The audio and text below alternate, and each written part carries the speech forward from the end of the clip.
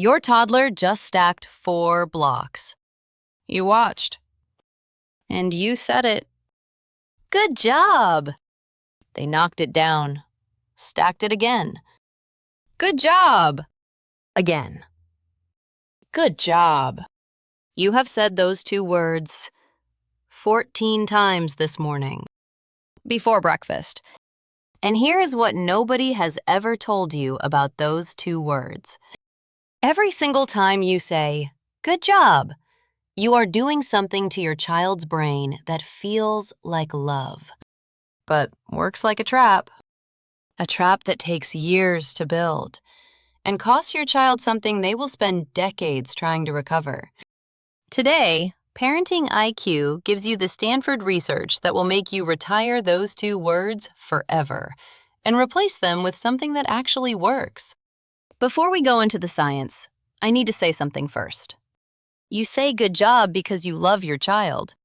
You say it because you want them to feel proud, to feel seen, to feel encouraged. That is not wrong. That is a parent doing the most human thing a parent can do, trying to fill their child up. And nobody taught you a better way. The phrase was given to you by your parents. Their parents gave it to them. It has been passed down through generations of people who loved their children completely and had no idea that the science would one day tell us something different. So hear this clearly. You have not been praising wrong. You have been praising with the only tool you were ever given. Today, you get a better one. Drop "I say this too" in the comments if you have said "good job" already today, because what I am about to share will change every single praise moment for the rest of your child's life. To understand what is actually happening inside your child's brain when you say, good job, you need to understand the most important research on human motivation and achievement ever conducted. In the 1990s, psychologist Carol Dweck at Stanford University began a series of studies that would permanently change how developmental scientists think about praise. Her research, later expanded in her landmark book, Mindset, revealed something that the parenting world was completely unprepared for. The type of praise a child receives in their early years does not just affect how they feel in the moment. It physically shapes the neural architecture of their motivation system, their relationship with effort, their tolerance for failure, their willingness to take risks, and their need, or lack of need, for external validation for the rest of their life. 2 words, 14 times a morning. Building something, or dismantling something. Let me show you exactly what is happening inside your toddler's brain every time you say, good job. Think of your child's motivation system like a fuel tank. There are 2 ways to fill that tank. The first way is from the outside. Someone else pours fuel in. Your approval, your praise, your good job. Every time they perform, they get fuel. Every time they don't perform, the tank is empty. And they learn, unconsciously, neurologically, that the fuel lives outside of them. That is called extrinsic motivation.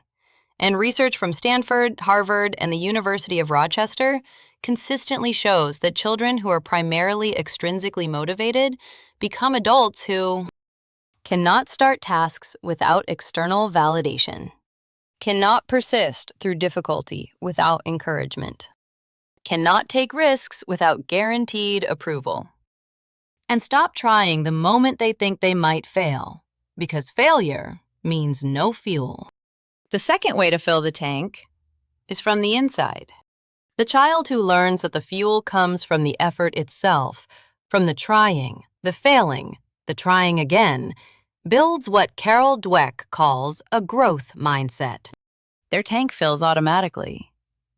Every time they push through difficulty, it gets fuller.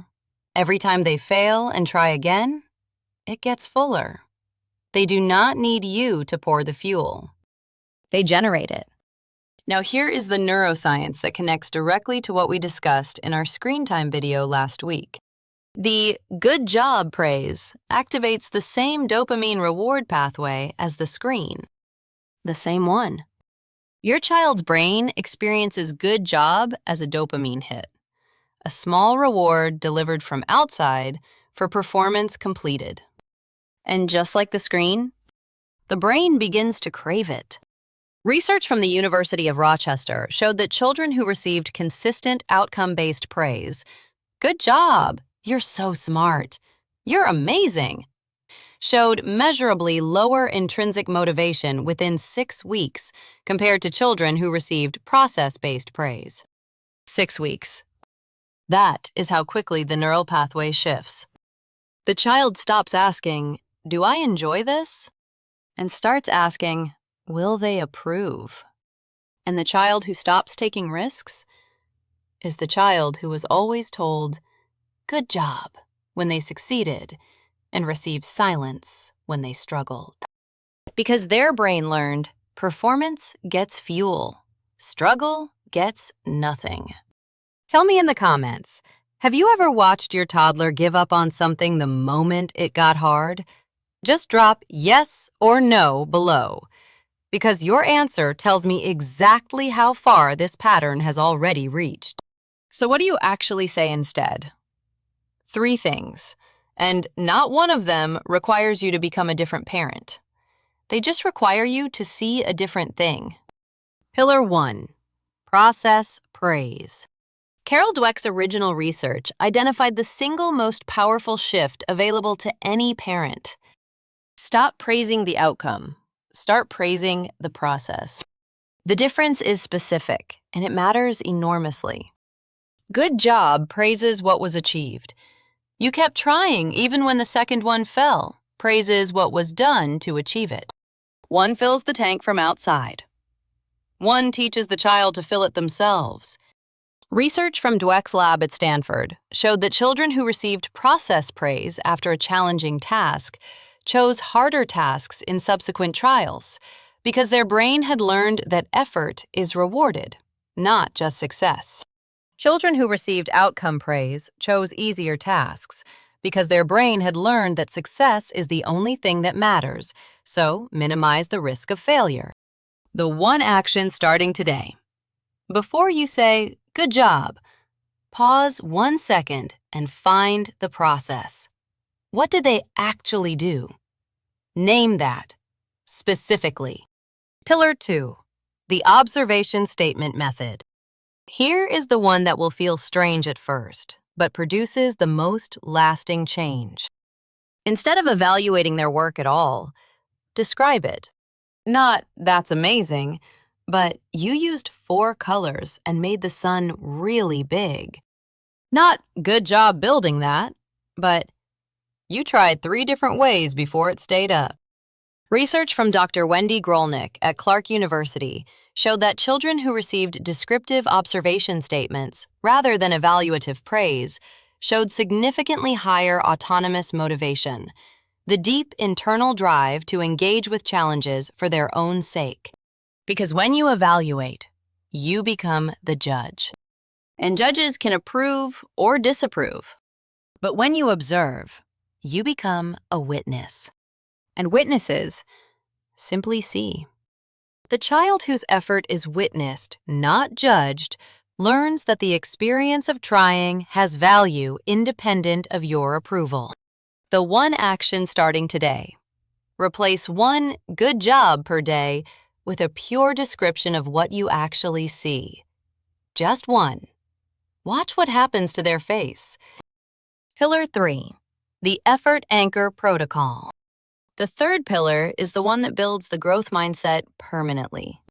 It is not about what you say when they succeed. It is about what you say when they fail. Most parents go silent when their child fails, or they rush to comfort. "It's okay, you'll get it next time." Both responses miss the single most important neural pathway available in that moment. The brain in the moment of failure is open, more open than at any other moment to a new story about what failure means. Research from Dweck's lab showed that children who heard a specific type of response after failure, that was really hard and you kept going. Or, you haven't figured it out yet. Developed measurably higher persistence scores and lower anxiety around difficulty by age 7.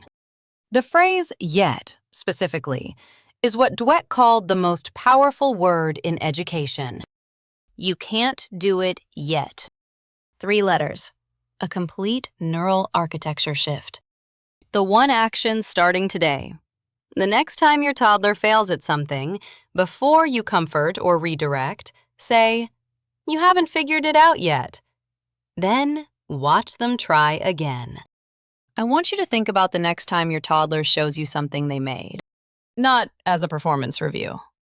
Not as a moment requiring your approval to be complete.